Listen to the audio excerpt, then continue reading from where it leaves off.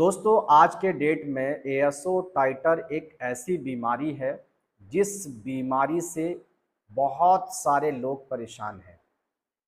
कई भाइयों ने हमको कॉल करके कहा कि हकीम साहब पिछले 5 साल से हम एएसओ टाइटर का इंजेक्शन्स ले रहे हैं।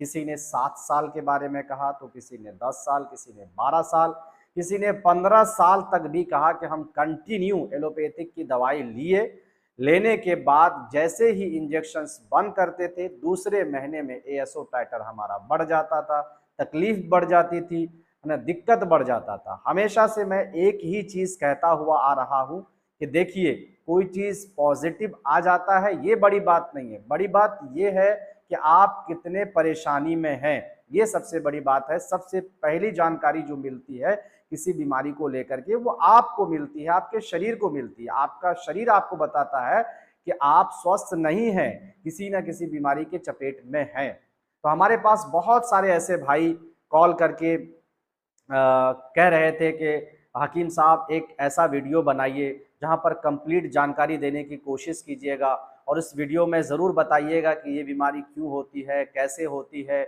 इस बीमारी का इलाज तो एलोपैथ में नहीं है, ये एलोपैथ वाले भी कहते हैं और जिन लोगों ने अब तक इलाज किया है एलोपैथ में वो लोग भी कहते हैं कि हमने 15 साल तक, 12 साल, 10 साल तक इलाज किया लेकिन ये बीमारी पूरी तरह से ठीक नहीं हुआ। हकीम साहब, अगर आप इस बीमारी को पूरी तरह से जड़ से ठीक करते हैं, अगर इस बीमारी का इलाज आपके पास वाकई है, सच में आप इस बीमारी को पूरी तरह से जड़ से ख़त्म कर सकते हैं, तो आपके पास क्या कोई रिपोर्ट है? क्या कोई पेशेंट ऐसे हैं जिनको आपने ठीक किया हो? और इसी के साथ-साथ जो है कई सारे लोगों का कहना था कि एक ऐसा वीडियो बनाइए जहां पर पूरी जानकारी देने की कोशिश कीजिएगा कि इसका परहेज क्या है, इसकी दवाई कैसे ली जा सकती है, कैसे इसको ठीक कर सकते हैं, कितनी दिन की दवाई लेना पड़ेगा और कितना दिन के बाद इसका रिपोर्ट कर सकते हैं, कितना फ़र्क पता चलेगा, कितना दिन में दवाई काम करना शुरू करेगा। ये सारी जानकारी आप एक वीडियो में ज़रूर देने की कोशिश कीजिएगा। एक वीडियो जल्दी से जल्द लेकर के आइए क्योंकि हम लोग बहुत ज़्यादा परेशान हैं, एलोपैथ की दवाइयाँ खाकर थक चुके हैं। कई सारे लोग तो ऐसे हैं जो एलोपैथ की दवाइयाँ खाते-खाते उनका किडनी भी जो है फेल हो गया, डैमेज हो गया। ये मैं सही कह रहा हूँ और ऐसे पेशेंट जिनका किडनी डैमेज हुआ है वो लोग जो है इस वीडियो में कमेंट करके बता सकते हैं कि आपने एएसओ टाइटर का इंजेक्शंस लिया और उसके बाद जो है कितना % आपका किडनी डैमेज हुआ, नहीं हुआ, वो लोग एक बार जो है कमेंट में कमेंट करके बता सकते हैं। नमस्कार, आदाब, अस्सलाम वालेकुम। मेरा नाम है हकीम मोहम्मद उबैदुर रहमान। आप सब देख रहे हैं रहमानी आयुर्वेदा। अभी तक अगर आप हमारे साथ नहीं जुड़े हैं तो जुड़ जाइए क्योंकि यहाँ पर हम आयुर्वेद की जड़ी बूटियों के बारे में बताते हैं। हम आपके स्वास्थ्य को लेकर के चिंतित रहते हैं, फिक्रमंद रहते हैं। आप कैसे घर बैठे किसी भी बीमारी का इलाज कर सकते हैं, वो चीज़ें हम आपको बताते हैं, आप तक पहुँचाने की कोशिश करते हैं। घरेलू उपाय से कैसे किसी बीमारी को ठीक किया जा सकता है, आयुर्वेद की अनमोल जड़ी बूटियों का इस्तेमाल करके कैसे आप बड़ी से बड़ी बीमारियों से बच सकते हैं, ये सारी चीज़ें हम अपनी वीडियो में बताते रहते हैं। आज जो मैं आप सबको बताने वाला हूं दोस्तों, एएसओ टाइटर नामक एक बीमारी है। कई सारे लोग तो ऐसे हैं जो पहली बार सुन रहे हैं कि एएसओ टाइटर नामक कोई बीमारी होती है। किसी पेशेंट को एएसओ टाइटर की बीमारी हो जाती है, फिर उन्हें कहा जाता है कि आपको एएसओ टाइटर की बीमारी हो गई है या रिपोर्ट करा लीजिए, तो वो चौंक जाते हैं क्योंकि उन्हें पता नहीं होता है कि ये किस नाम का बीमारी है, ये कौन सी बीमारी है, कैसे ये बीमारी आ गई। ये बहुत ज़्यादा कन्फ्यूज़न होता है। लोग कहते हैं कि पहली बार इस बीमारी का नाम हम सुन रहे हैं। हालांकि बहुत सालों से इंडिया में एएसओ टाइटर की परेशानी लोगों को है। लगभग नहीं भी होगा, पिछले 25-30 सालों से जो है एएसओ टाइटर की बीमारी जो है इंडिया में चल रही है और आज के डेट में बहुत ज़्यादा ही लोगों को एएसओ टाइटर की बीमारी ने परेशान कर रखा है और एएसओ टाइटर का अब तक कोई भी दवाई नहीं है।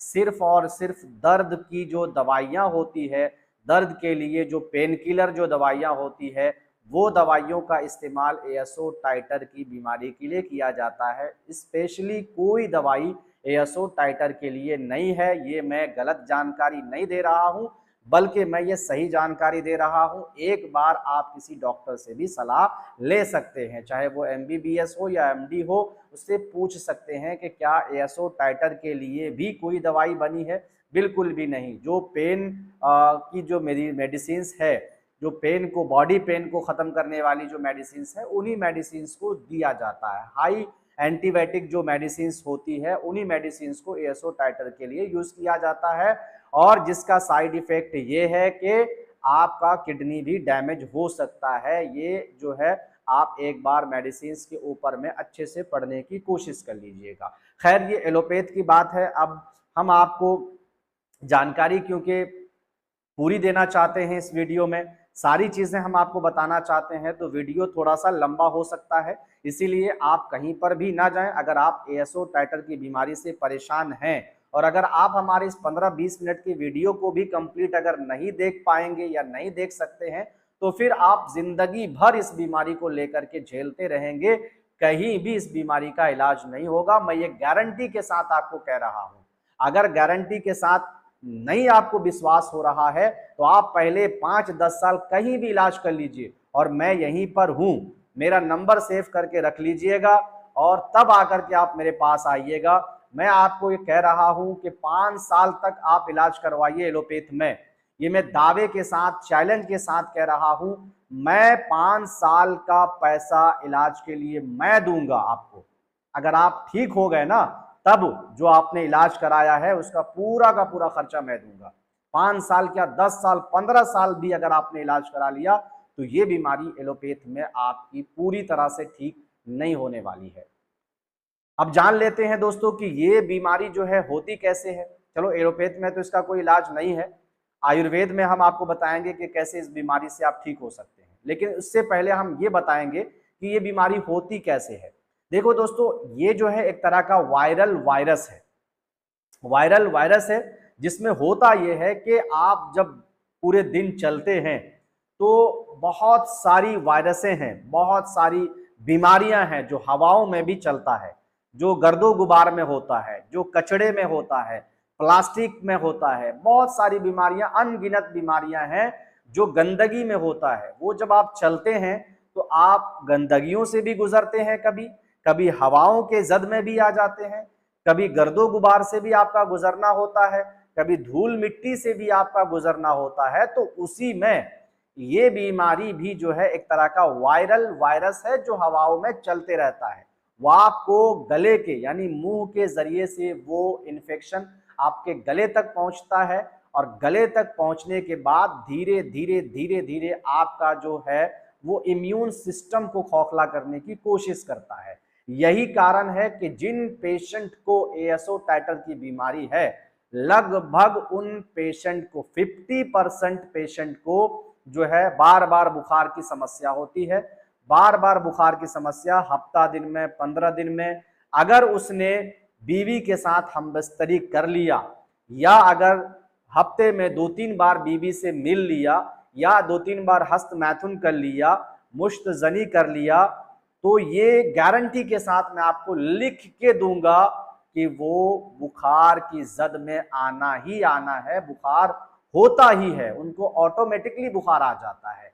और कई लोगों के जो है बुखार आने के जस्ट पहले सर्दी भी हो जाता है, नाक बहने लगता है, उसके बाद फिर गले में खराश होता है, गले में खराश होने के बाद जबान पीला पड़ जाता है, फिर गले जबान पीला पड़ने के बाद जो है फिर आपका बुखार स्टार्ट हो जाता है। फिर आप एलोपैथिक दवाई दे करके उस बुखार को सिर्फ दबाते हैं, ठीक नहीं करते हैं, सिर्फ दबाते हैं। फिर उसके बाद फिर से आप जो है 2-3 बार अगर आपने हम बिस्तरी कर लिया, बीवी के साथ, वाइफ के साथ, या हस्त मैथुन कर लिया, या मुश्तजनी कर लिया, फिर आपको बुखार हो जाता है। तो ये तो बुखार की बात है। दूसरी चीज दोस्तों, इस बीमारी में हमेशा आपको वीकनेस लगा रहेगा।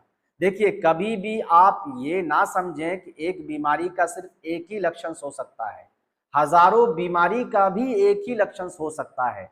जैसे हाथ पैर में दर्द होना HIV के कारण भी होता है, वीकनेस वगैरह होता है। अच्छा, आपके शरीर में हेमोग्लोबिन की कमी के कारण भी हो सकता है, आपके शरीर में बहुत ज्यादा थकावट के कारण भी हो सकता है, एएसओ टाइटर के कारण भी हो सकता है, अनगिनत बीमारियों के कारण हो सकता है, लेकिन हम यहाँ पर बात एएसओ टाइटर की कर रहे हैं, इसीलिए हम उसके जो लक्षण हैं, कारण है, वो बताना हमको बहुत जरूरी है।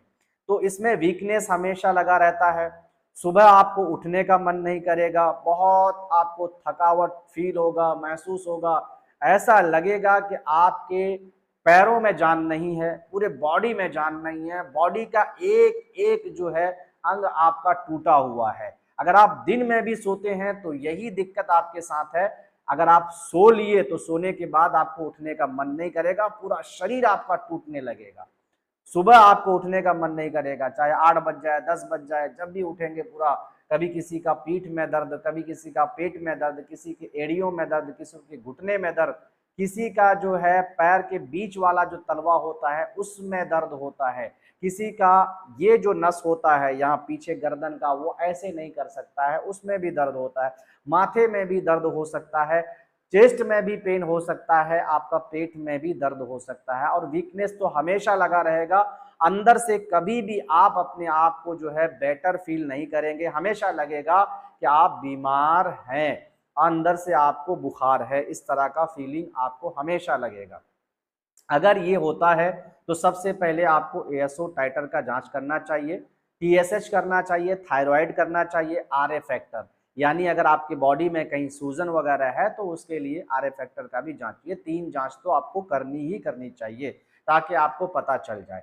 बहुत सारे ऐसे लोग हैं जो सालों से रिपोर्ट कर रहे हैं, नहीं आता है, वो लोग भी अगर हमारे इस वीडियो को देख रहे हैं तो आप अवश्य एक बार एएसओ टाइटर का रिपोर्ट कराएं। इंशाल्लाह हो सकता है कि आपको ये बीमारी हो। अगर आपकी ये बीमारी होती है तो आपको घबराने की जरूरत नहीं है, जब आपको पता चल गया है तो सोल्यूशन इसका निकल ही जाएगा, ठीक है। तो आप ये करा लीजिए, क्योंकि बहुत सारे डॉक्टर को ये पता नहीं होता है, क्योंकि नॉलेज सबसे बड़ी चीज है। जिस डॉक्टर के पास इसका नॉलेज होता है, पेशेंट आया हुआ होता है, इस चीज को वो अपने डॉक्टर के पास रखता है कि डॉक्टर साहब मैं ऐसा ऐसा ऐसा ऐसा हूं, अगर किसी तरह से उसने पकड़ लिया तो फिर दूसरा पेशेंट जब आता है तो वो यही रिपोर्ट के लिए रिकमेंड करते हैं, वो बताते हैं। लेकिन अगर जिस डॉक्टर के पास एएसओ टाइटर का पेशेंट आया ही नहीं हो, उनको पता नहीं होता है, ऐसे चक्कर में आपके दर्द के लिए, गठिया के लिए, बात के लिए सब जांच करा देते हैं, लेकिन एएसओ टाइटर नहीं कराते हैं, जिस वजह से बीमारी पकड़ में नहीं आता है। लाखों रुपए, 50,000 रुपए, 70-80,000 रुपए खर्च कर देते हैं सिर्फ टेस्ट के लिए, तब जाकर के कहीं दूसरे डॉक्टर को दिखाते हैं तो वो फिर पकड़ लेते हैं। तो खैर ये चीज हो गई कि बीमारी कैसे होती है, मैंने आपको बता दिया।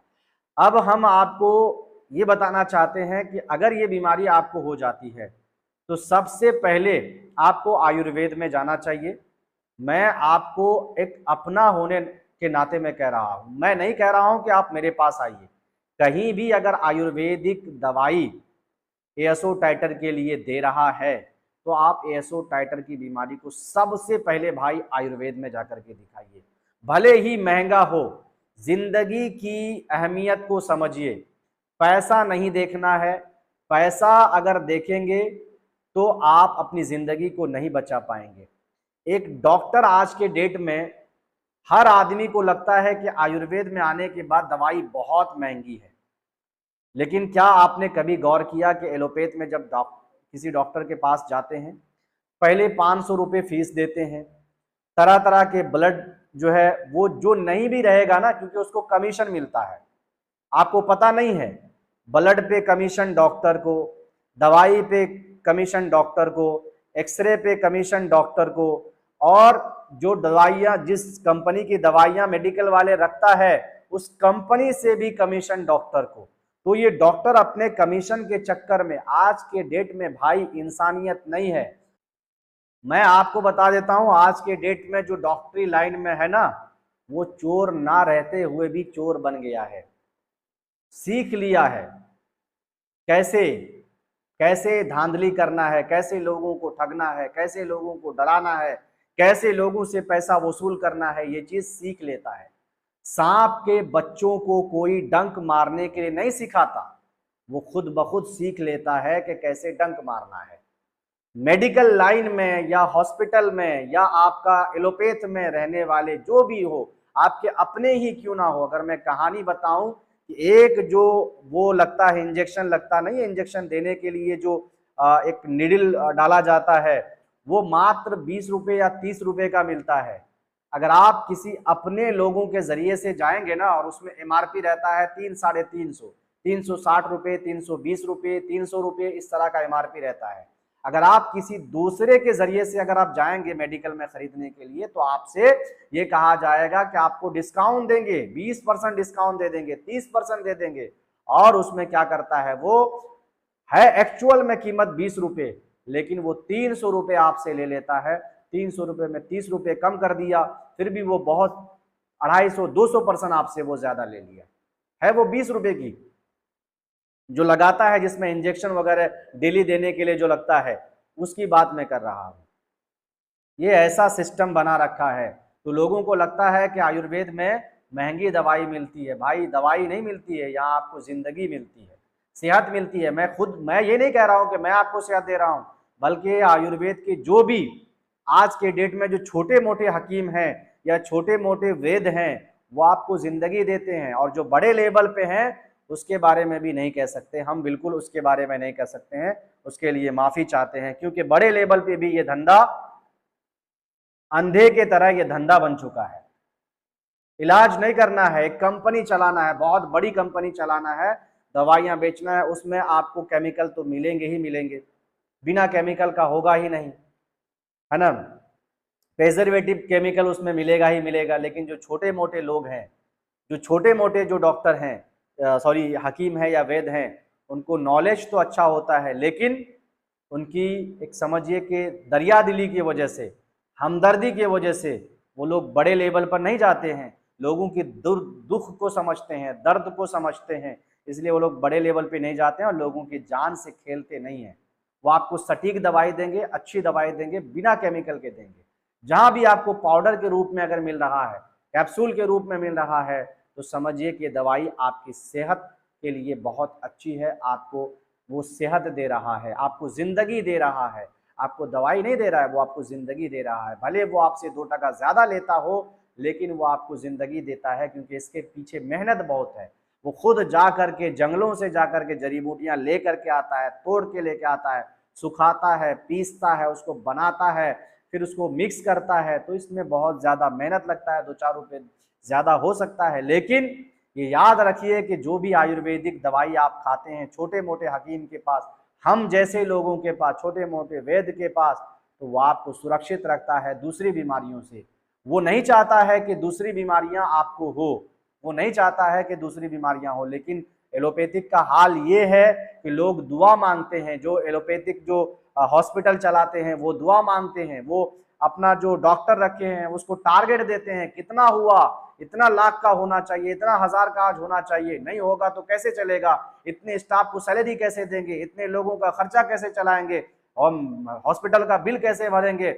ये सारी चीज मतलब जो है वो सारा चीज आप लोगों से वसूल किया जाता है, फीस के नाम पर, उसमें कमीशन के नाम पर, दवाइयों के नाम पर, बेड के नाम पर, आईसीयू के नाम पर, एनआईसीयू के नाम पर। ये चीजों नहीं भी आपको कोई दिक्कत है ना, फिर भी ऑपरेशन करना है, नहीं भी अगर ये दिक्कत है तो फिर भी ऑपरेशन करना है। दोस्तों ये हालत है। हमारे ही सदस्य के एक आदमी जिसका नस फट गया था, नाक का नस फट गया था। आप सोचेंगे कि बहुत नाजुक जगह है, नाक, आंख, कान और मुंह, ये बहुत नाजुक जगह है, नाक फट गया। तो उसको अर्जेंट में ब्लड रोकने के लिए हमने क्या किया कि जो भृंगराज होता है, भृंगराज, उससे हमने ब्लड तो रोक दिया, ब्लड रुक भी गया, लेकिन फिर भी लोगों को खतरा लगता है, क्योंकि ये ऐसी चीज है जो आयुर्वेदिक दवाई में हमें लगता था कि नहीं होगा, हमें भी लगता था कि नहीं होगा। हम बड़े डॉक्टर के पास गए, लेकर के उसको गए, हम साथ में गए, लेकर के गए। डॉक्टर ने कहा देखिए यहाँ से उसका नस फट गया है, विंडोज कॉपी किया या कौन सा कॉपी किया, वो कंप्यूटर में दिखाया कि देखिए यहाँ से नस फट गया है, इसका जब तक ऑपरेशन नहीं करेंगे बचने का उम्मीद नहीं है, क्योंकि ब्लीडिंग होते रहेगा और फिर ये पेशेंट खत्म हो जाएगा। हमने कहा कि नहीं, ऑपरेशन तो नहीं करना है, क्योंकि लड़की थी, ऑपरेशन करने के बाद हो सकता है मामला और बिगड़ जाए। फिर उसके बाद हमने, देखिए आप सोच समझ करके जब फैसला लेंगे ना, निर्णय लेंगे, तो अच्छा फैसला ले सकते हैं। हमने जब सोचा कि आखिर ये फटा कैसे, नस कैसे अचानक फट गया, कोई कारण नहीं, धूप में नहीं गया, कहीं गया नहीं, मारपीट नहीं हुआ, किसी ने मारा नहीं, तो अचानक फट कैसे गया? हमने थोड़ा उसमें खोजबीन करने की कोशिश की, हमने दिमाग लगाया कैसे फट सकता है। तब हमें पता चला कि ये जो फटा है वो ब्लड प्रेशर हाई की वजह से, क्योंकि जब जब ब्लड प्रेशर हाई होता था उसका ऑटोमेटिकली खून बहना शुरू हो जाता था। तो हमने 2-3 बार ब्लड प्रेशर जब नापा तो पता चला कि ब्लड प्रेशर हाई है और ब्लड भी निकल रहा है। जैसे ही ब्लड प्रेशर की थोड़ी सी गोली खिला दिए, ब्लड प्रेशर लो हुआ, खून बंद हो गया। या फिर आपने भृंगराज का जो वो पत्ता का मसल करके डाला, खून बंद हो गया। हमें पता चल गया कि नहीं, ये ब्लड प्रेशर हाई होने की वजह से हो रहा है। हमने नमक बंद करवा दिया उसका, मेरे घर का मामला है, हमने नमक बंद करवा दिया, तेल मसाला मीट मछली वगैरह बंद करवा दिया।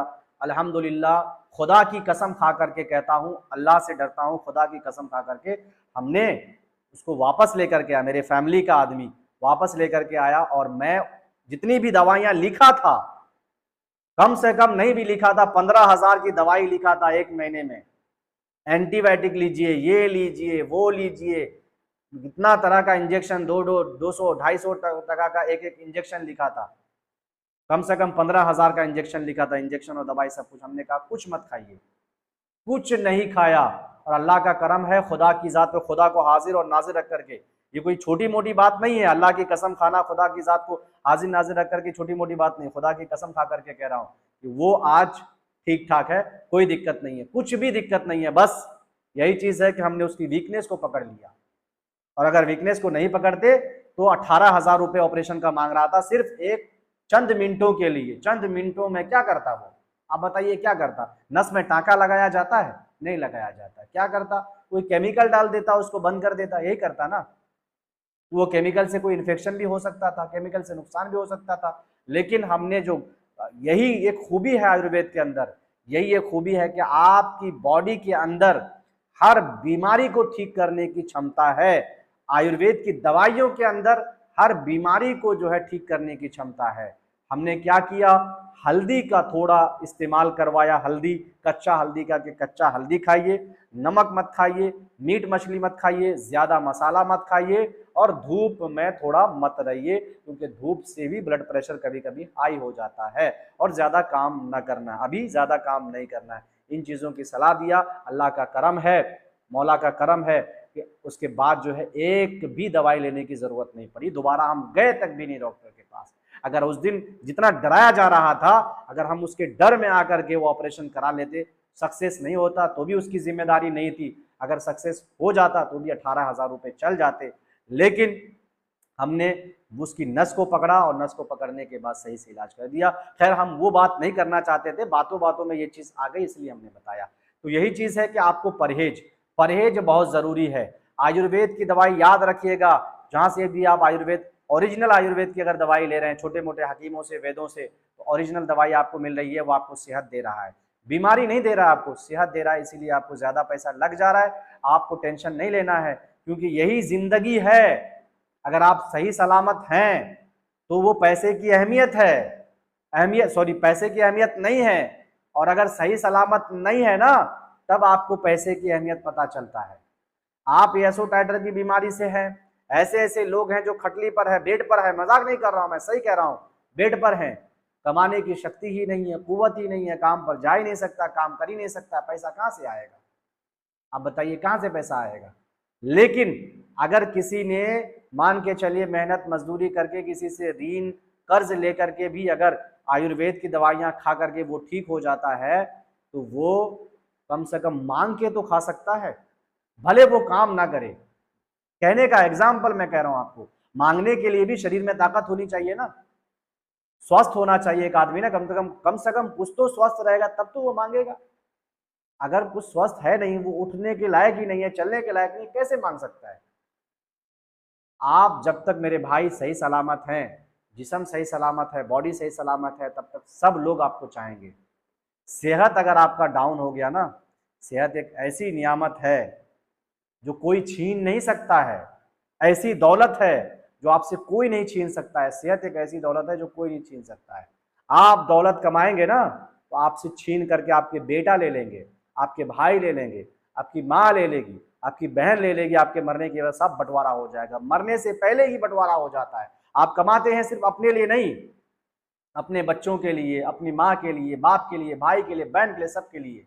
लेकिन ये दौलत सब में बंटता है। कमाते हैं आप अकेले, चोरी आप करके ये करेंगे, गुनाह आपको लिखेगा, लेकिन खा सब रहा है। आपकी कमाई से तो घर चलता है। लेकिन सेहत एक ऐसी दौलत है जो कोई छीन नहीं सकता है। आपकी लाइफ में दो चीज ऐसी दौलत है, एक इल्म और दूसरी सेहत।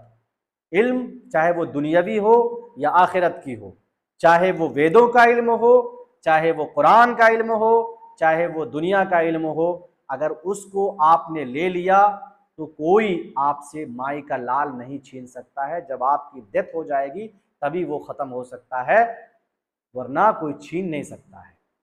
दौलत कोई भी छीन सकता है।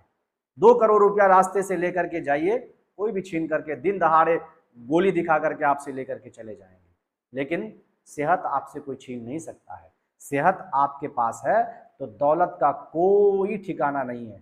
दौलत कितनों भी कमा सकते हैं, सेहत नहीं है तो दौलत आप नहीं कमा पाएंगे, पैसा नहीं कमा पाएंगे। इसीलिए मैं सब लोगों से कहता हूं मेरे भाई, ईश्वर से, अल्लाह से, प्रभु से, जिस रूप में जिस जो भी मानते हैं, एक ही चीज मांगना, एक ही चीज मांगना, अपने बच्चों के लिए इल्म मांगना, पढ़ाई मांगना कि मेरे बच्चे अच्छे से पढ़ लिख करके अच्छा बन जाएं, और अपने बच्चों के लिए भी, अपने लिए भी, अपने पूरे परिवार के लिए सेहत मांगना। सेहत, सेहत आपको, अल्लाह ना करे, खुदा ना करे, ईश्वर ना करे कि डॉक्टर का घर देखना पड़े आपको।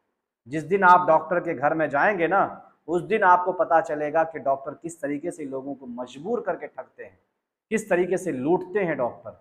सबसे ज्यादा अगर लूटने वाला कोई है तो वो डॉक्टर है, सबसे ज्यादा लूटने वाला।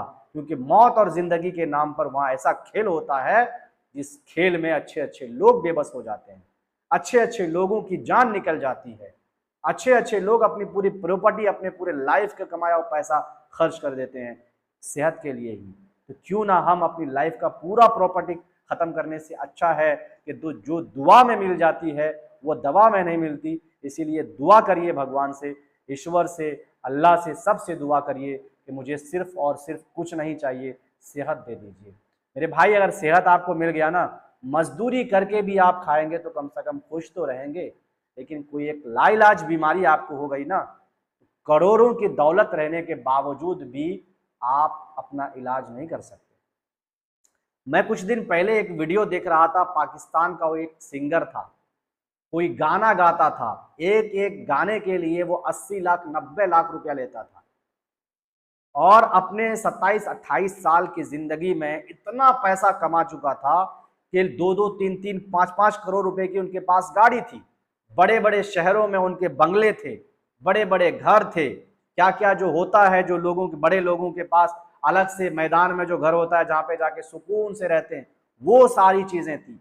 जमीन जायदाद बहुत ज्यादा खरीद लिए थे, सिर्फ फ्लाइट से आना जाना होता था। लंदन में उसका शो होता था, अमेरिका में, यूएस में, हर जगह में उसका शो होता था। लोग 80-90 लाख रुपए दे करके उसको बुलाते थे, 60-70 लाख रुपए उसको दे करके बुलाते थे।